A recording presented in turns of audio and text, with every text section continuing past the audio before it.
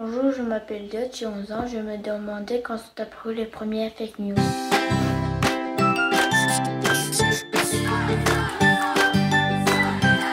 Peut-être que télévision un film en Belgique, mais on ne sait pas.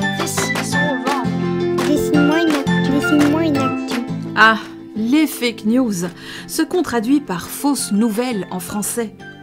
Il peut s'agir d'informations mensongères ou déformées, de rumeurs, qui sont diffusées le plus souvent volontairement et qui peuvent avoir de graves conséquences. Avec elles, on peut causer du tort aux autres, les arnaquer, leur voler de l'argent. On peut aussi leur faire peur, influencer leurs opinions, les manipuler en les détournant de la réalité ou changer la façon dont est perçue l'histoire. Ces fake news, on en entend beaucoup parler depuis quelques années.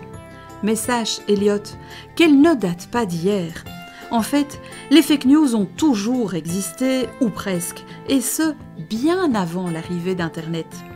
Dans l'Antiquité, déjà, des dirigeants et des politiciens s'en servaient pour influencer les opinions de leurs citoyens. Le célèbre empereur Jules César, par exemple, dans ses commentaires sur la guerre des Gaules, n'hésite pas à transformer ses récits pour que ses ennemis apparaissent comme des barbares qui méritent leur sort. Et il se fait passer, lui, pour un héros qui ne connaît pas la défaite. Au Moyen-Âge, les fausses informations sont surtout diffusées via des rumeurs ou des pamphlets, des textes courts, violents et critiques. De faux objets religieux présentés comme vrais permettent d'attirer des visiteurs et d'obtenir de l'argent. Des histoires sont propagées pour causer du tort à certaines femmes qu'on dit sorcières. Cela a permis de justifier les violences à leur égard. À l'époque de la Renaissance, une grande invention bouleverse la manière dont se diffuse l'information, l'imprimerie. À côté des vraies informations, les fake news se font alors plus courantes. En France, les canards apparaissent. Mais non, pas ceux-là, voyons.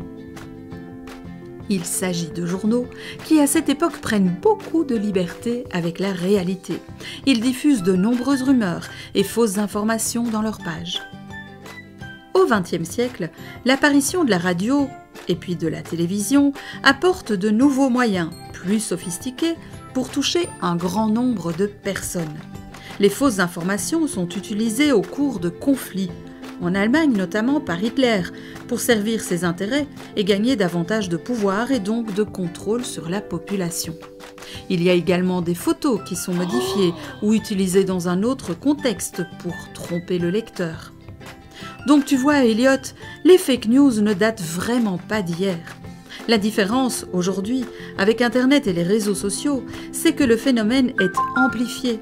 Les fausses informations sont plus nombreuses, circulent plus rapidement et touchent un plus large public. Et surtout, c'est sans contrôle.